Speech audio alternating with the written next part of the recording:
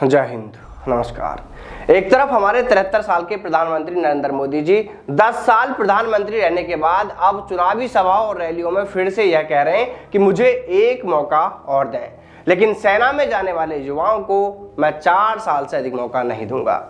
यानी 73 साल के मोदी जी खुद के लिए तो अभी भी एक और मौका मांग रहे हैं और दूसरी ओर 22 साल की उम्र में अग्निवीरों को रिटायर करके बेरोजगार कर दिया जाएगा।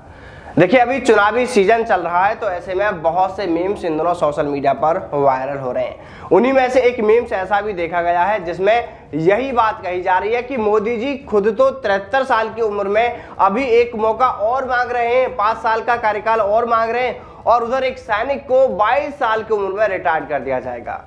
वहीं दूसरा मीम यह भी सोशल मीडिया पर वायरल हुआ है जिसमें उत्तराखंड यानी पहाड़ की लड़की यह कहती दिख रही है कि मुझे अग्निवीर से शादी नहीं करनी है।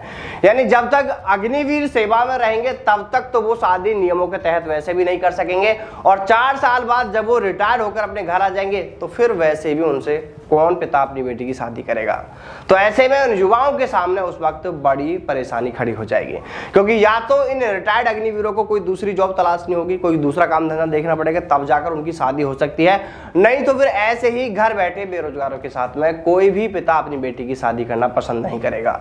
देखिए, चुनावी सीजन में जहां कांग्रेस हर बार यानी हर रैली में, हर चुनावी सभाओं में अग्निवीर योजना का जिक्र कर भाजपा को घेर रही है, तो वहीं भाजपा के सभी दिग्गज नेता मंत्री छोटे से बड़े अग्निपथ योजना को लेकर चुप्पी साधे हुए हैं। यहां तक कि खुद प्रधानमंत्री नरेंद्र मोदी जी या रक्षा मंत्री राजनाथ सिंह भी इस योजना को लेकर कुछ भी बोलने से बच रहे हैं। मानो उन्हें भी यह पता है कि अगर उन्होंने इस समय यानी चुनाव के समय में अगर अग्निपथ योजना को लेकर उन्होंने कुछ भी जिक्र किया तो फिर नाराज युवा और ज्यादा भड़क जाएंगे और फिर कहीं उन्हें इसका विरोध न देखना पड़ जाए। शायद यही सोचकर अभी तक भाजपा के नेताओं ने इसको लेकर चुप्पी साधी हुई है। तो वहीं कांग्रेस इस अग्निपथ के मुद्दे को लेकर लगातार हमलावर है, लगातार इस मुद्दे को भुना रही है। कांग्रेस ने तो अपने चुनावी घोषणा पत्र में यहां तक भी कह दिया है कि अगर केंद्र में कांग्रेस की सरकार बनती है तो फिर इस अग्निपथ योजना को ही खत्म कर दिया जाएगा और फिर से तीनों सेनाओं में पुरानी भर्ती प्रक्रिया को लागू कर दिया जाएगा, जिससे कि तीनों सेनाओं में फिर परमानेंट भर्ती होगी।